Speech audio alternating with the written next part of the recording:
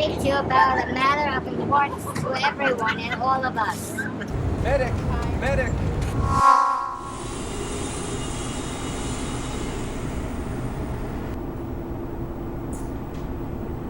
Fall back.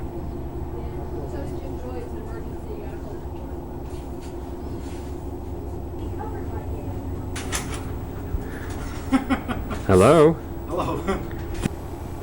What about this sign? Well, that's my favorite sign.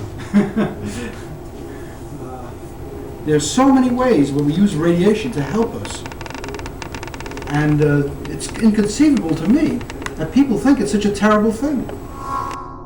Is there any name for your group or organization? To end cancer. Artists? Artists to end cancer. And this will all be done out here on the street? Yeah. Any literature that you have? Would you like to say something? If I may.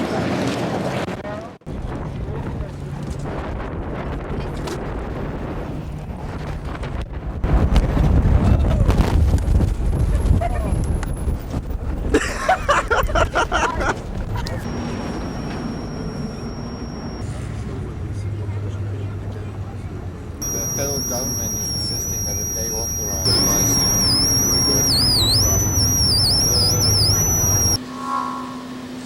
And what is this that we're standing above right now? This is looking down into the pool of the TRIGA Mark II 250 kilowatt reactor.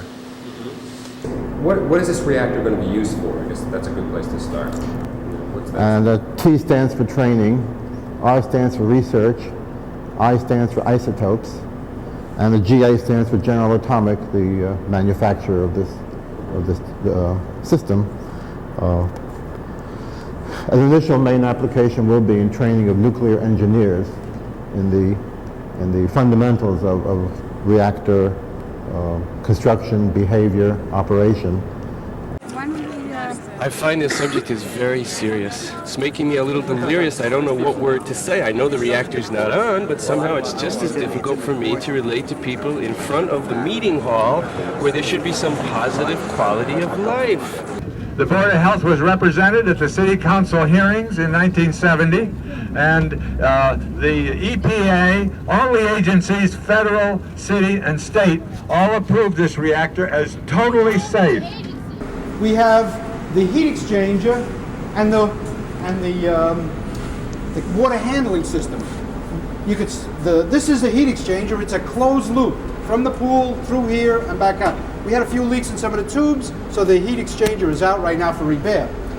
How come you like that thing? That's what I want to know. I like that thing because our children and grandchildren are going to need nuclear power, and the country is going to need it. What? To operate industry. So where are we now? What is this area? This is the console for the reactor. The main part of these buttons here, which run the control rods up and down. That is, if you want to raise the control rods, you press these buttons, and if you want to run them down, you push these. And two of the control rods have indicators that let you know what position it is. And the congressman and the doctor spoke, and then we called up Dr. Solon of the City Bureau of Radiation. What did he say? He and Helen spoke at length on the telephone about technical matters and medical matters, and Helen wrote down her notes, and everybody's ready. Where's Helen? Helen is, she's wearing Chuck's jacket somewhere. Right, there she is, wearing Chuck's coat. Hello, Helen. There's Helen. Hi. She's cold, but she's sweating, right? Cold but sweaty. If you have those symptoms, you should be here with us today.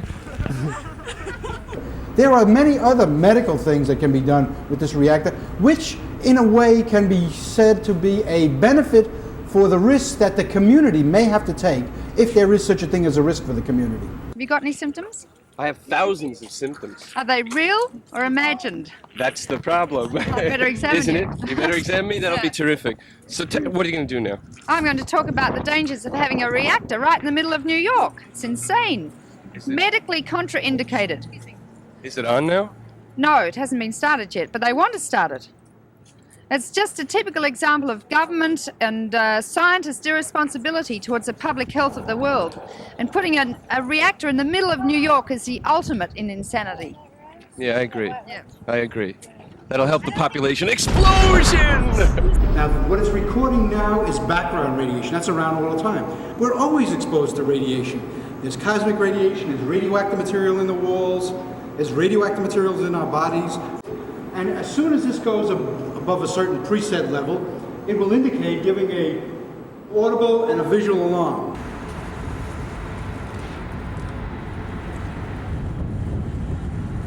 A little tiny sheet of zirconium was carried up by the sodium against one fuel channel, and that cut the cooling to that fuel channel.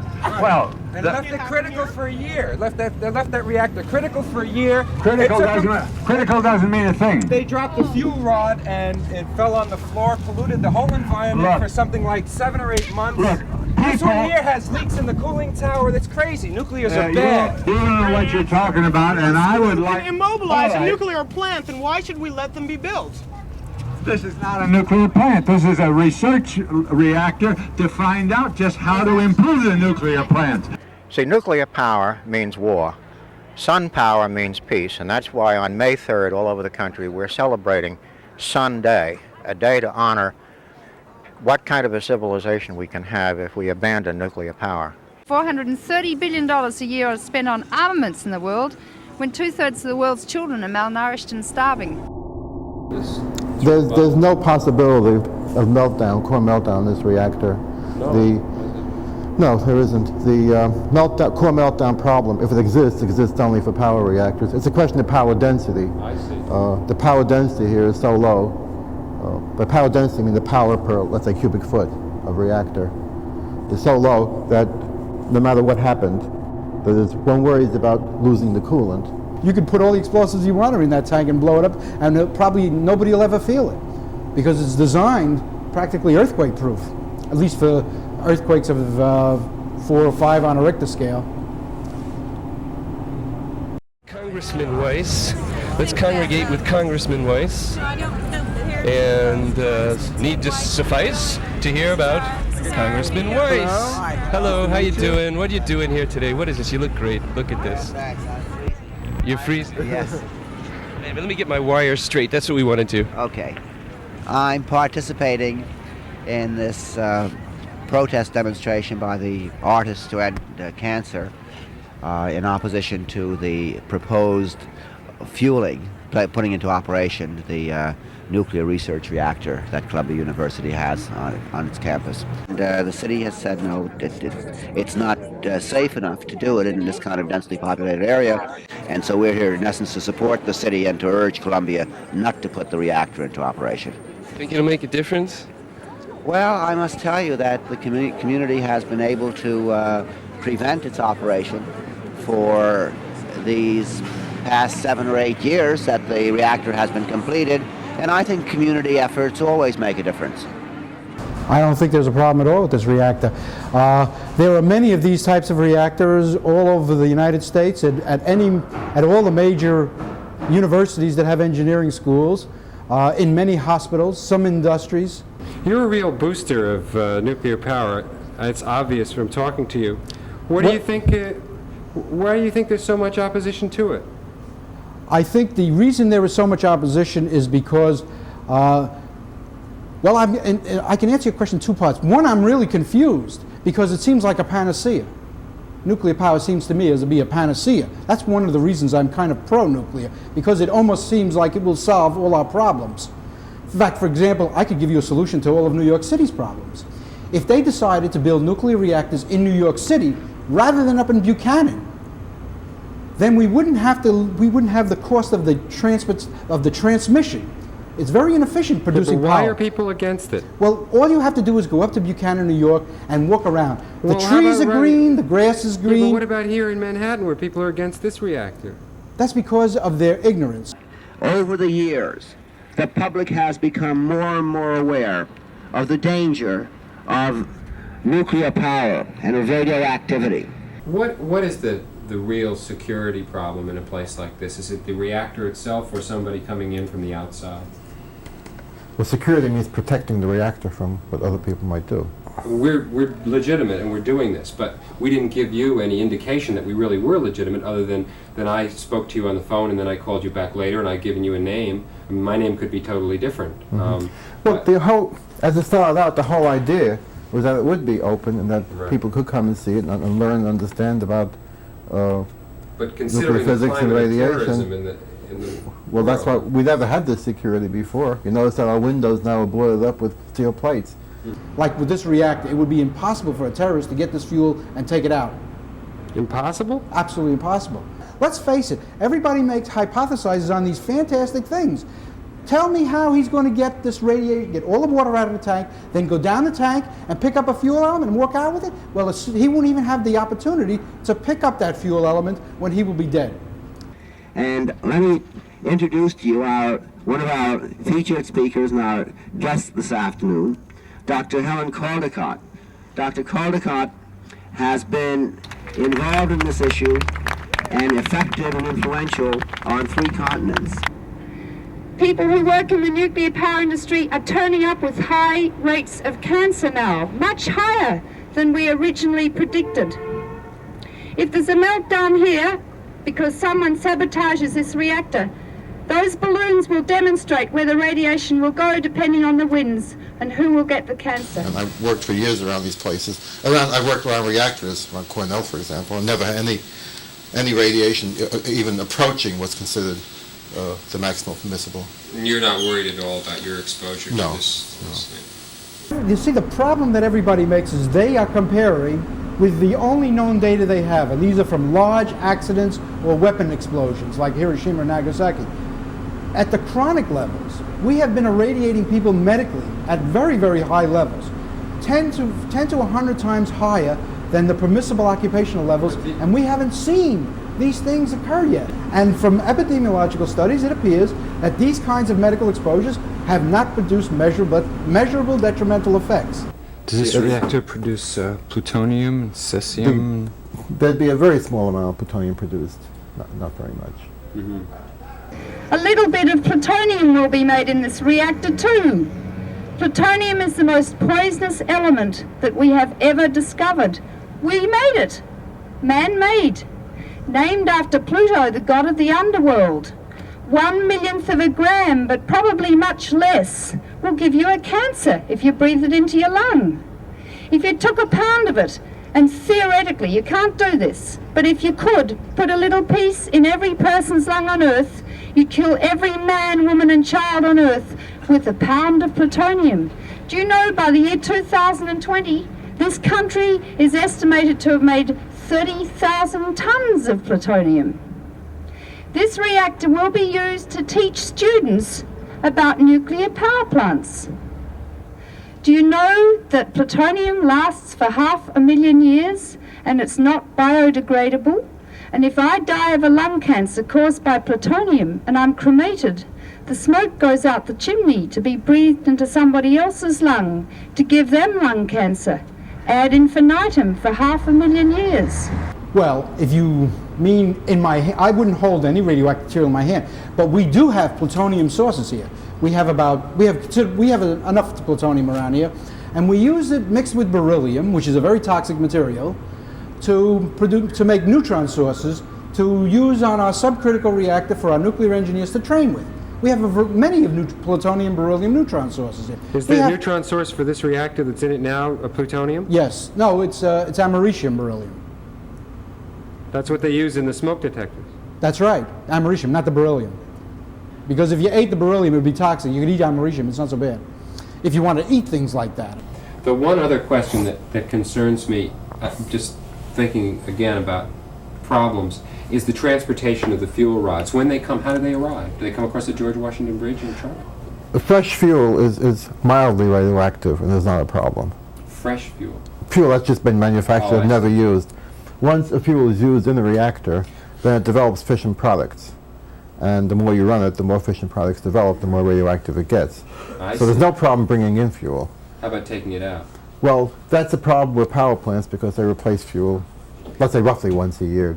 Well, say on what up you and down. would We suspect don't would be expect an that fuel burn up. There'll be significant burn up in less than 10 years, maybe even longer. There'll be no waste for at least 10 years. No waste for 10 years. Of anywhere in the world to put a reactor in the middle of New York with this population, the scientists must be going mad. Nuclear power is a public health problem. Inside a nuclear power plant, uranium is fissioned, and it makes several hundred radioactive elements, all of which cause cancer. Apparently, this university has had some wild times on its campus in the past, and there have been some elements of violence. A nuclear reactor is a beautiful target for terrorists or for sabotage, because what is made in a reactor is radioactive iodine, which concentrates in the food chain thousands of times, and it concentrates in milk. Now, of all species on Earth, human beings are the most sensitive to the effects of radiation. We get cancer most easily. And children are 10 to 24 times more sensitive to the effects of radiation than are adults. And babies live on milk for the first year of their life.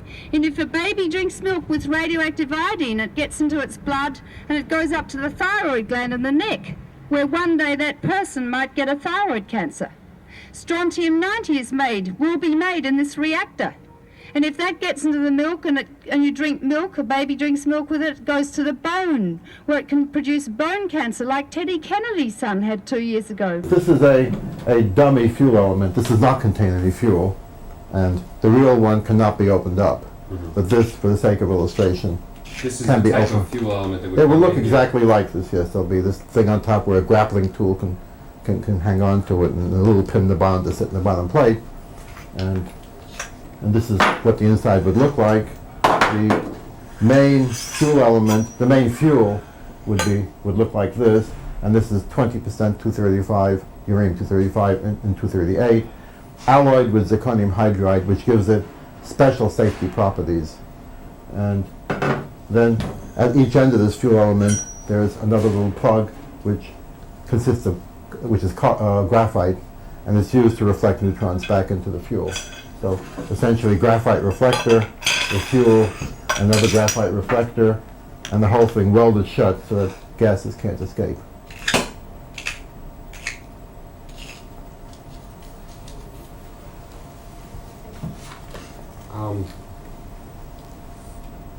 Has any politician ever seen a child die? Not one child should die as a result of these reactors. They're going to pollute our Earth forever in terms of our lives, 500,000 years. What are we doing to the world? And as more and more countries buy nuclear reactors, they're going to make atomic bombs, and that will destabilize the balance of terror, and there are chances that a small nuclear war will involve the whole world. We're the curators of life on Earth, and we hold it in the palm of our hand. And if we proceed with nuclear power and nuclear weapons, we're going to wipe off humanity from the face of the Earth. The ultimate in preventive medicine is to eliminate nuclear power and nuclear weapons. And I'm a pediatrician, and I can see no earthly reason why we should immunize our kids and give them good food and good education when they probably have no future. This is the prototype. Don't let it happen. Thank you.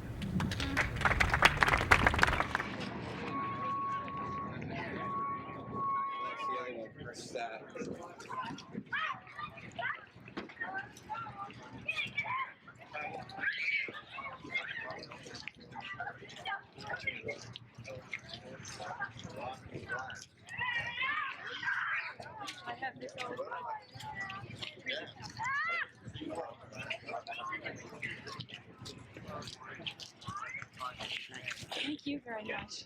Pleasure. You want to mention that right in if you could, or you want me to? Sure. Yeah, take care, okay? Okay.